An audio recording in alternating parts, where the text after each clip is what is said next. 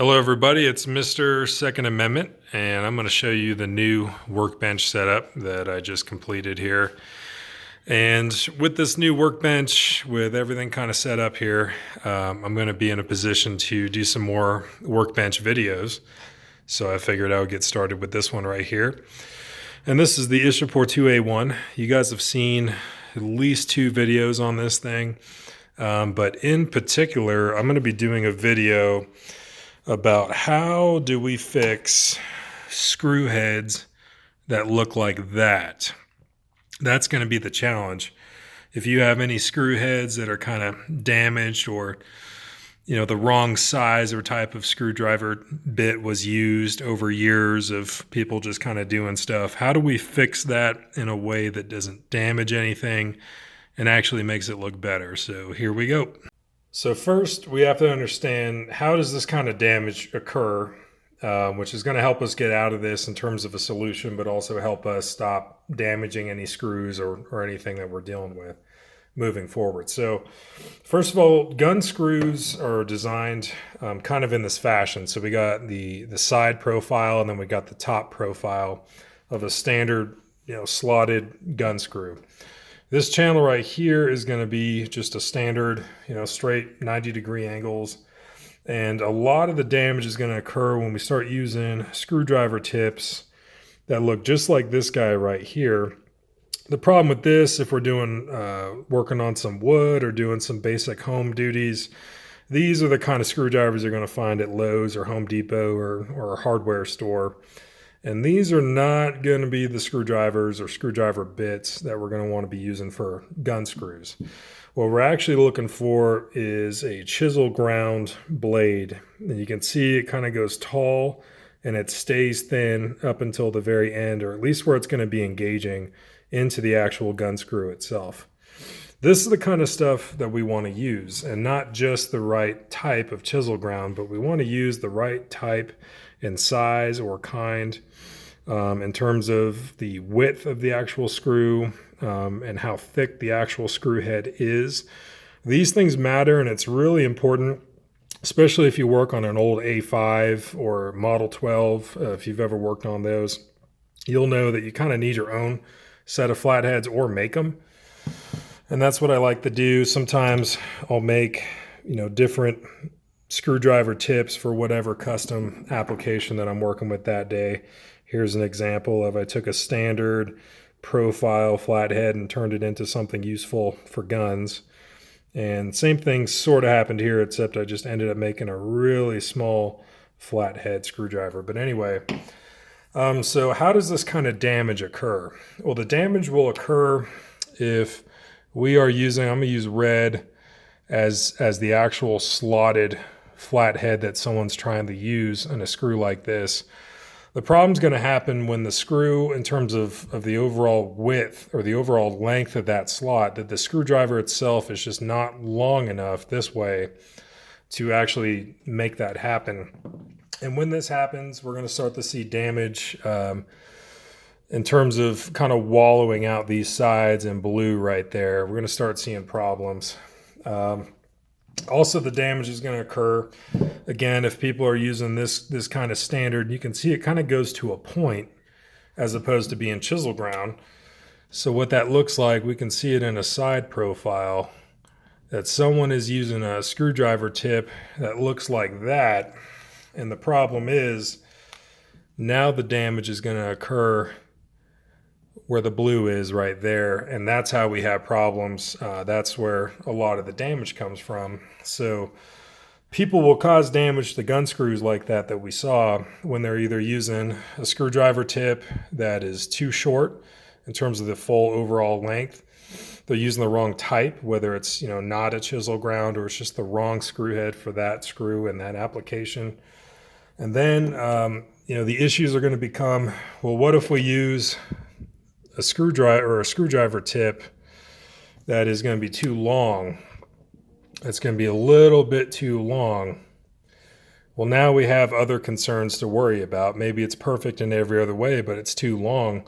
Now, if it's covered, if the stock is around here, you're going to start digging wood out of that stock as you're trying to unscrew this thing or tighten it down. So it's very important to make sure to prevent this kind of damage, both to the screw heads, but also to the stock or anything else that's surrounding it, that we use the right length and the right width. And if necessary, we got to modify the width, we got to modify the size, maybe make this thinner, maybe make it just a little bit shorter if needed.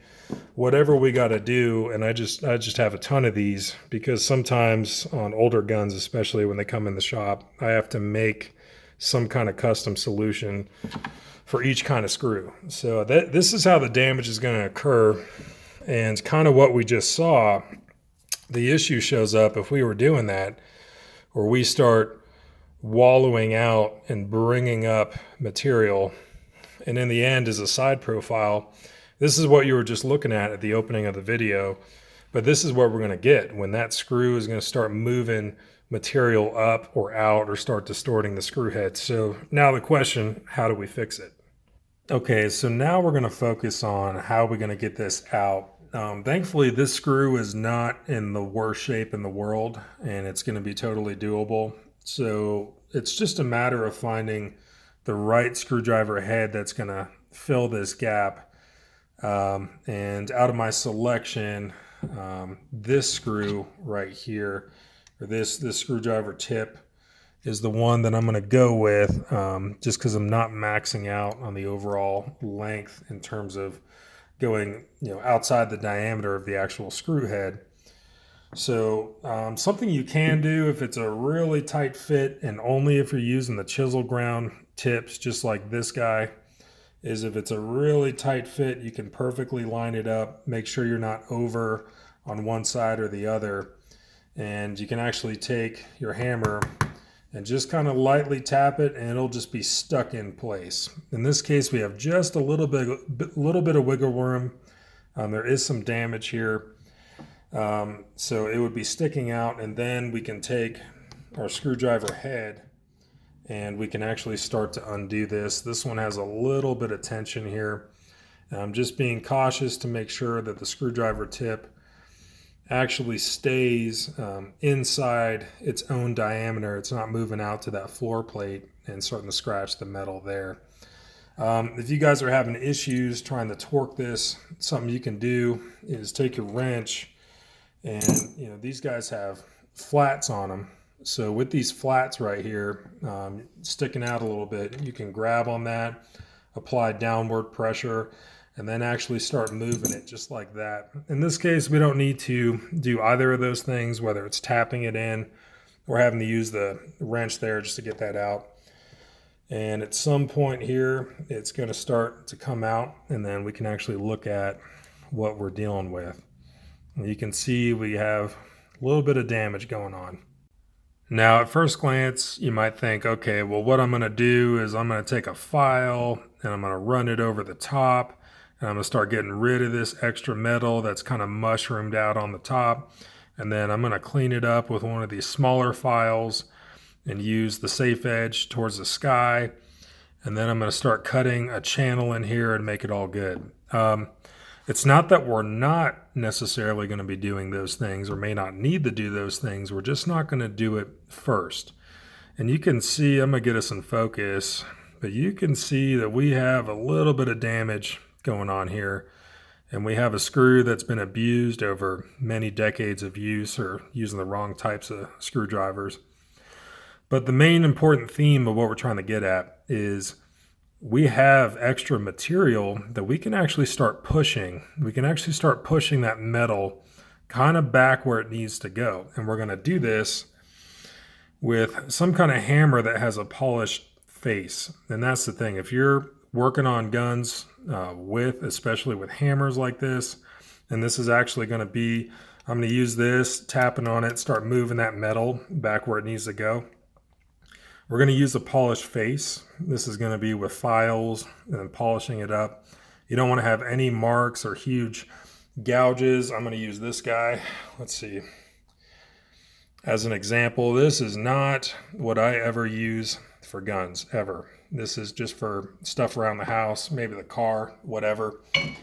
But if we're working on guns, we're going to have a polished face. So whatever markings or indents or problems, they don't get imparted on the metal surface of the gun that we're actually trying to work on.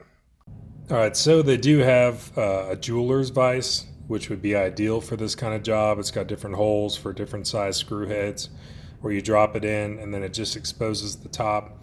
If you don't have one of those, I'm just kind of showing you how to do it with just a standard vise. We're not using a ton of pressure on this vise, and we got it padded up so we're not damaging the finish. We're not messing with the threads on the actual screw. And what we're going to see now is we're going to be using our polished hammer face to actually start moving this material before we start getting crazy with a file or India stones or anything. We're going to try to push as much of this back into location and try to use as much existing screw and material that we have left to actually make this happen. So here we go.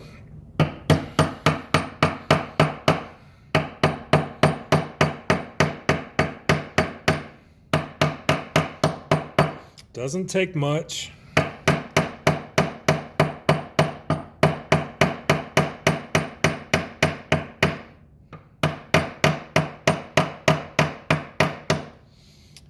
You may see it. I'm going to move the screw orientation so maybe you get a better shot.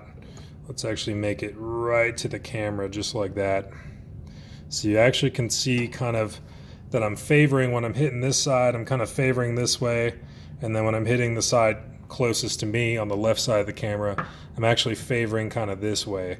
So I'm trying to kind of push the material in on each side to bring it back where it needs to be. Okay, so now we can actually look at our work and kind of see where we're sitting at. So now we've kind of started to get rid of that damage.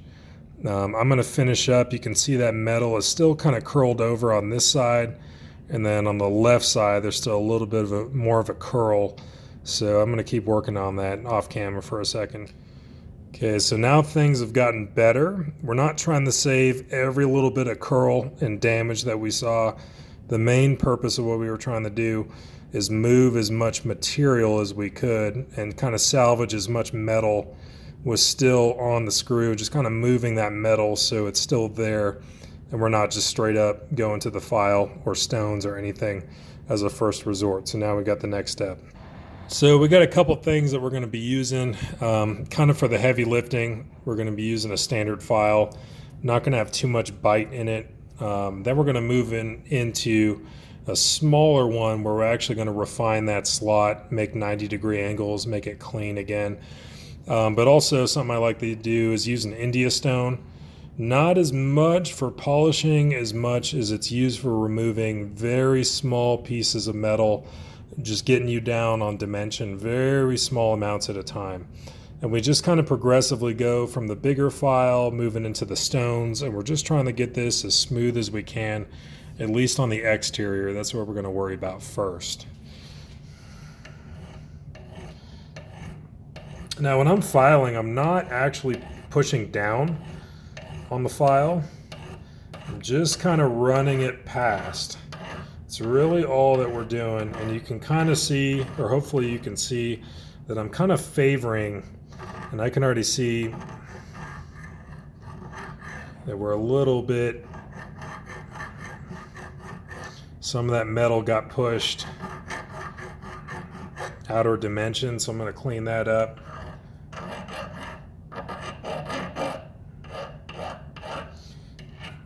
And I'm not really going crazy with this. I don't want to use this forever. Not trying to use this to do everything.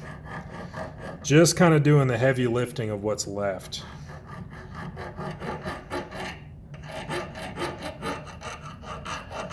You can see I'm not going very far in terms of distance. And what we'll do is we'll go ahead and we'll check it out and we'll kind of see how things are looking. And kind of the trick here when you're doing anything like this is you take a little bit and check. You do a little bit and check. You do a little bit and check. Kind of takes a little bit of patience, takes some time depending on what the job is or what we're doing. We can see we got to clean up that edge a little bit.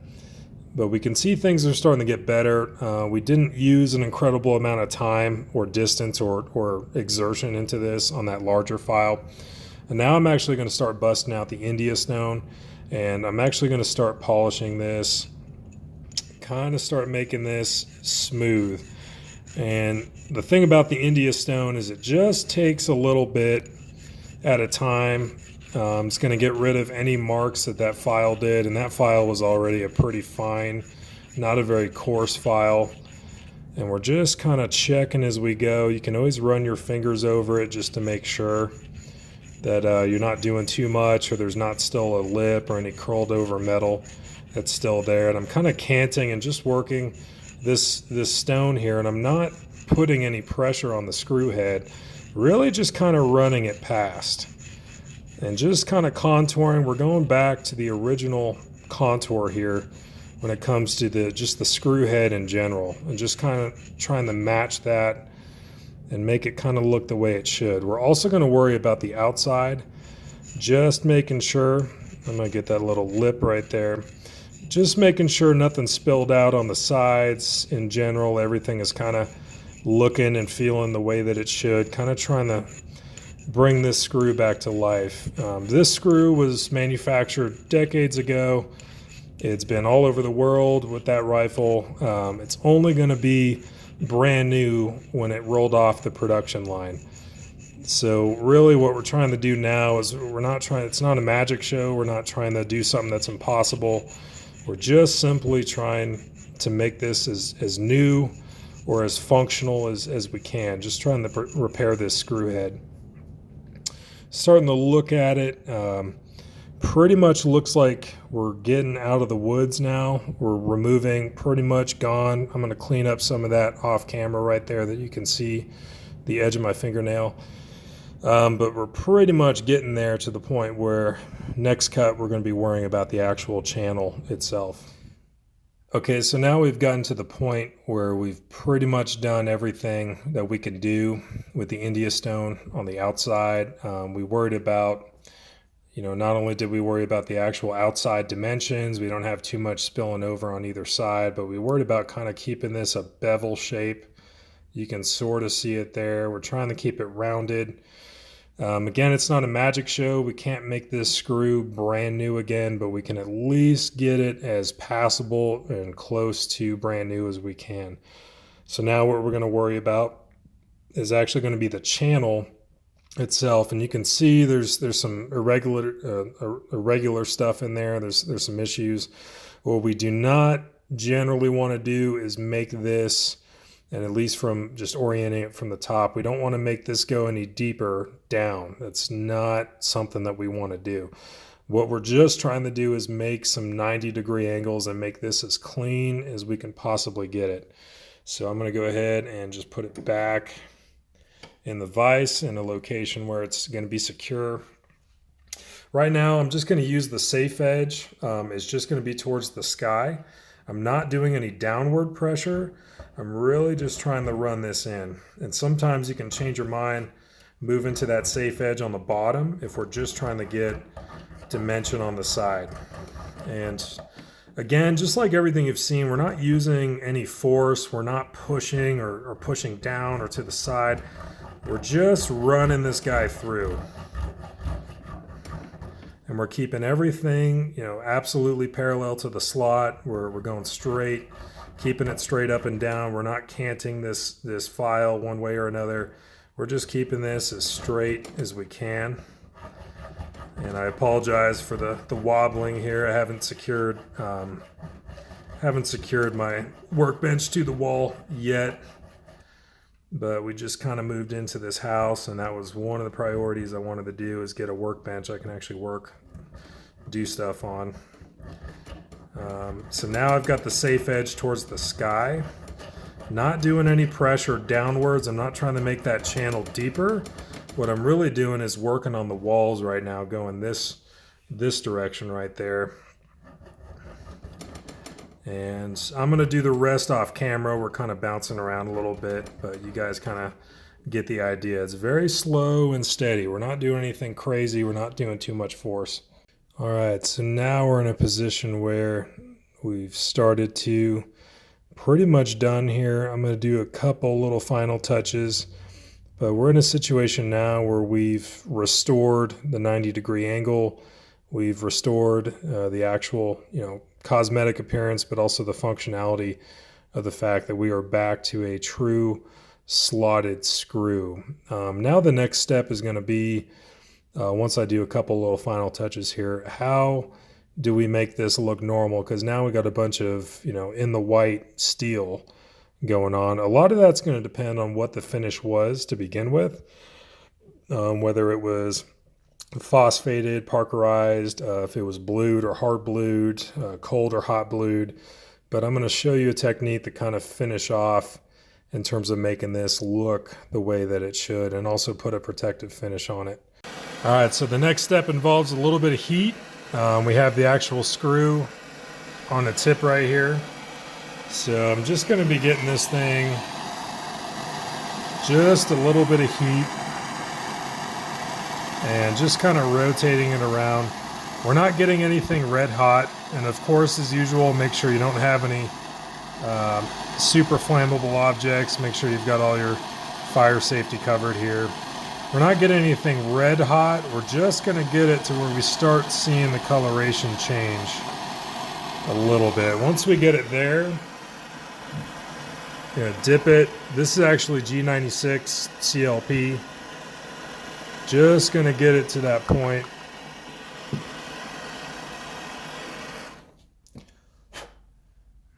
And we're not trying to get it super hot to ruin the temper or anything like that. May take a couple times, but this is going to be a quick fix in terms of trying to get this at least hot blued in some oil and make it kind of go back to fit the rest of the gun. But again, that depends on the finish of what the rest of the gun looks like. I'm going to do this maybe a couple more times. You'll see the end results. All right, so trying to get this in focus a little bit. That hot bluing technique, again, we're not going to a crazy amount of heat. We're just applying enough heat and then dunking in the oil where we're not going to mess with the temper of the steel, but we're trying to get a protective finish on it that's going to hold oil and match with the rest of the gun. And again, we're not going to make this screw look absolutely brand new, but we are going to try to get as close as we can to making that happen. So for a screw that was at least made in 1966 or maybe earlier, not looking too bad. Okay, so here is the final product. We have a screw that, at least the best that you can, and again, it's only going to be brand new exactly once, but doing the best that you can, trying to make that screw look brand new, or at least repair the damage that we saw. And now we have a ton of other screws to be working with here. But looks like, this is kind of a way that you can repair what you got and kind of extend the service life on the military surplus rifles that you guys may have. So hopefully you guys found this useful, and thanks for watching.